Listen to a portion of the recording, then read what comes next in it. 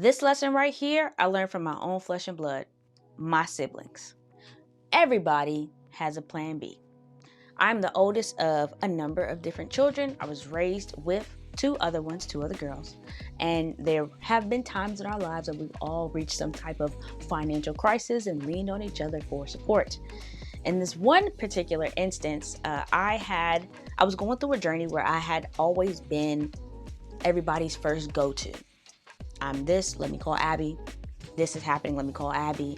And I didn't necessarily have a problem with it. I just recognized that I was the first stop. And there were times where I was getting in the way of other things that people could figure out or do or take notice of to be more responsible or, get out of the way of what God can do in their life, because I'm over here being plan A, if you will.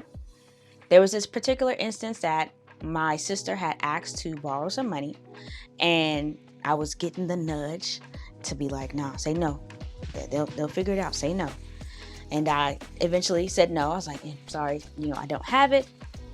And within a split second, my sister goes, okay, cool, I'll just get a credit card. It was like, what? There was no sweat off her back, no pause of reflection, no sorrow, no nothing. She had already made a plan for what she was going to do if I said no. The issue is I said yes too many times for the if to take place. Now, whether she got the credit card or not, I'm not sure. But I was more shocked at the fact that she didn't have to come to me. She didn't need me. I was just the first stop in what could have been several different plans to be able to accomplish the goal that she had. So I was proud that she had a backup plan. I was shocked to know that it wasn't me, or that it didn't have to be me. So that was the biggest eye opener for me, to be like, you do not have to be people's first stop. You do not have to be people. You don't have to have the savior complex. You don't have to always take on the mantle and the weight of being the oldest child. And sometimes even, low key, the second line of defense when it comes to parenting. You can say no. You can say wait. You can say other things. You don't always have to say yes. You don't always have to comply. And that has been interesting for me. So remember, folks, it's no problem. You can help people. That's great.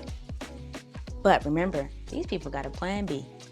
And make sure that you also have yourself set up to be able to give. So that's one thing. If I'm giving to somebody, I'll always make sure that I am okay. So I've never given to my detriment.